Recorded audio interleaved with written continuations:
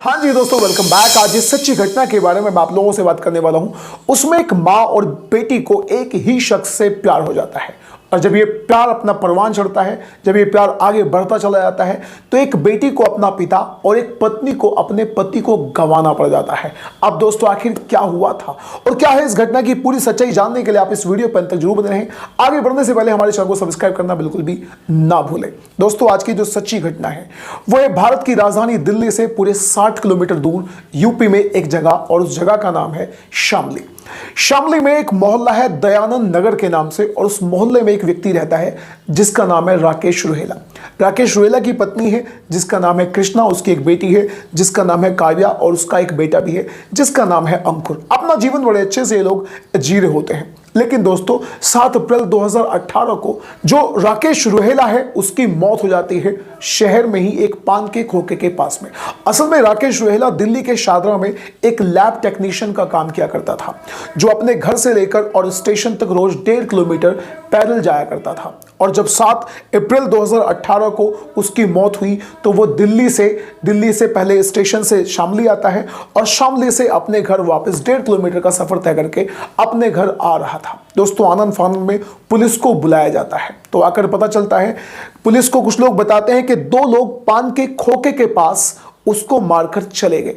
अब दोस्तों, यहां पर सबसे पहली चीज जो पुलिस करती है वो उसे आकर खंगालती है, उसकी डेड बॉडी को खंगालती है, तो पता चलता है कि उसके पास में, उसके हाथ में अंगूठी एज इट इज है, उसके हाथ में घड़ी भी है, गले में सोने की चेन भी है, और जो रुपयों का बैग है यानी एक वॉलेट है, बटुआ है, वो भी बॉडी के पास उसके जेब में एज इट इज पड़ा हुआ है। तो दोस्तों, शुरुआती तफ्तीश में पता चलता है कि ये जो मामला है लूटपाट का तो बिल्कुल भी नहीं है। यहां पर पुलिस के लिए बहुत ज्यादा मुश्किल बन जाता है इस केस को सुलझाना, क्योंकि किसी भी टाइप का कोई क्लू पुलिस को नजर नहीं आ रहा। यहां पर दोस्तों, राकेश रुहेला के जो घर वाले हैं उनसे पूछताछ की जाती है।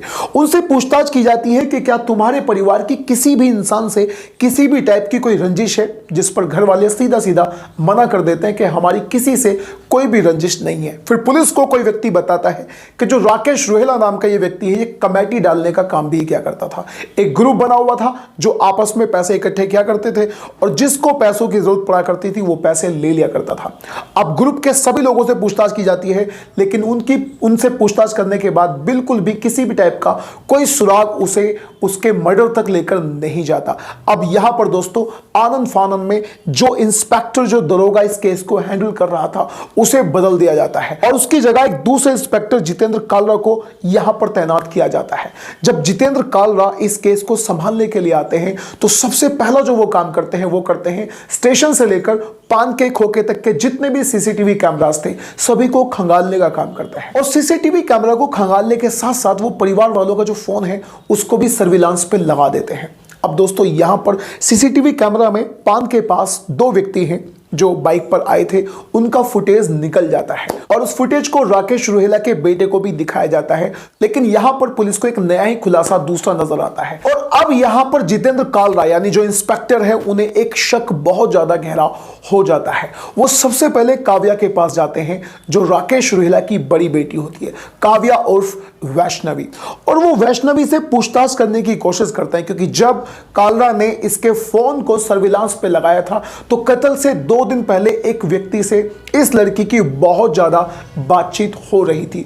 और दोस्तों, जब पता चलता है कि इस व्यक्ति का नाम क्या है तो इस व्यक्ति का नाम निकलता है समीर। अब समीर से पुलिस पूछताछ करने के लिए समीर को बुलाती है, और जब समीर पूछताछ करने के लिए आता है तो समीर जो चौंकाने वाला खुलासा करता है उसे जानने के बाद आप सभी के पैरों के तले की जमीन 100% निकल जाएगी। असल में वो बताता है कि मैंने ही राकेश रुहेला को मरवाया है, मैंने ही सुपारी दी थी राकेश रुहेला को मारने की। लेकिन यहां पर क्वेश्चन अराइज ये होता है कि ये सुपारी आखिर क्यों देगा।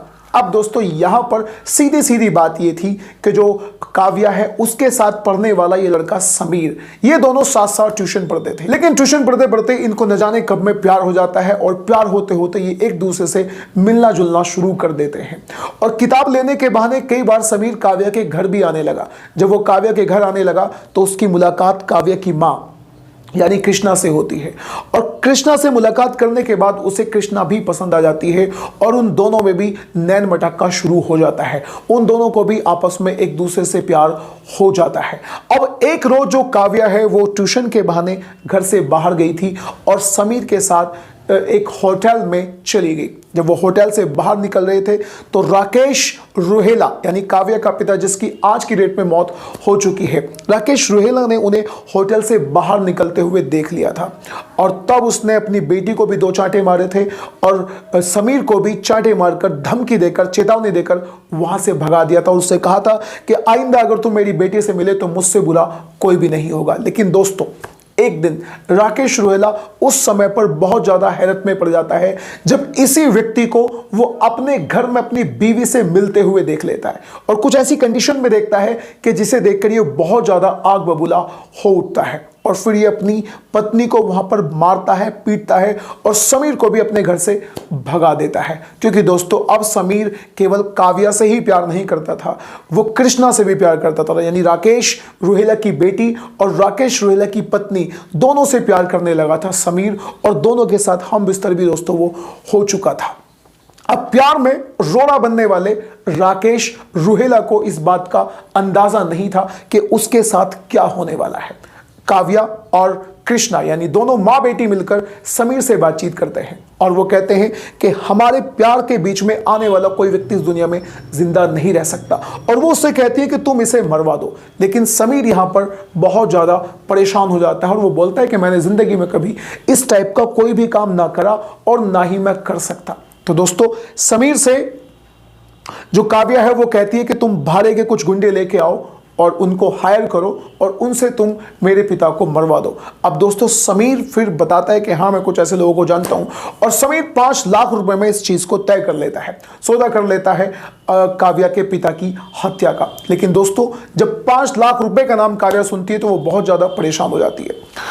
लेकिन जो हथियार हैं वो कहते हैं कि हमें शुरू में हथियार भी खरीदना पड़ेगा। हथियार खरीदने वाली बात को सुनकर काव्या अपने खुद घर के अंदर जाती है और समीर को रिवॉल्वर और कुछ गोलियां भी दोस्तों दे देती है।